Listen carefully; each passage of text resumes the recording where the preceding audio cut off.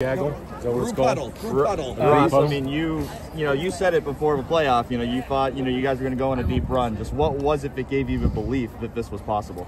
Well, I think it just starts in the offseason. When you look at just how this team was built, the character, the leadership, the pieces that were added to fit into the culture. Not that new culture was added. It was, here's our culture at Ohio State. Here's what we stand for. Let's bring in the right transfers, the new pieces, but blend in with the current roster. So you just saw all those things, and in the new format, there's a margin for error. No one likes to lose that game. We can talk about that later, but there's a new format that allowed belief. And my deal was, I knew we were going to host a playoff game. So if that's the case, let's pour into it. Let's maximize that opportunity. Let's show these young men that there's stability and continuity in the program, because they couldn't walk into that building on Monday morning and be looking around going, hey, what's going on? That couldn't happen.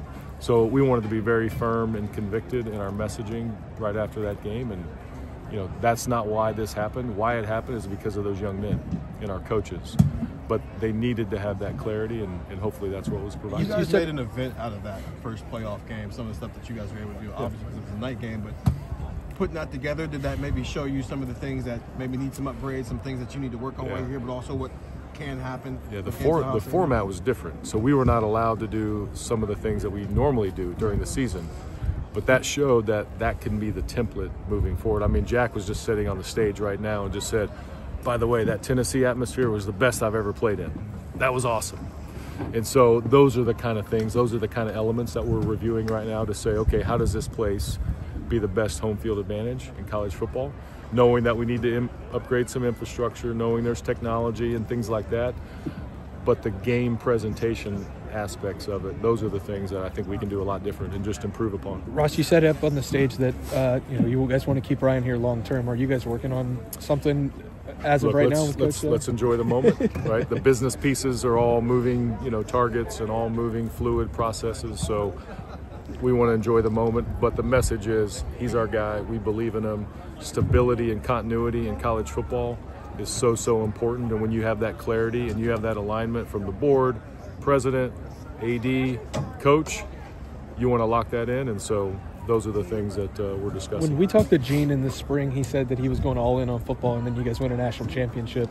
Do you feel like that kind of gives you the blueprint on how this has to be done moving forward, whether you guys might like some of the aspects of it or not? We'll review, all the elements that went into it, right? You always want to, see how it happened, why it happened, review the elements that it takes to make sure that you can, sustain this, right? It's a different era. The years of dominating, we'll have to see how that shakes out, right? Because parity is a real thing, and I think we've seen that with some of the teams. Then we also seen that some of the legendary programs aren't performing at the level that they expect. So I think college football is just in a moving, fluid process. So we'll review everything, but look, you've got to have resources, you've got to have fans, you've got to have alignment, you've got to have character and culture and chemistry within your building, you've got to have the right coach, the right pieces around it. Everybody has to be on the same page. So I think those are the ingredients that Gene was talking about. Yeah, we have a big budget. We have a $300 million athletic department budget next year. It'll be the first time anybody's achieved that.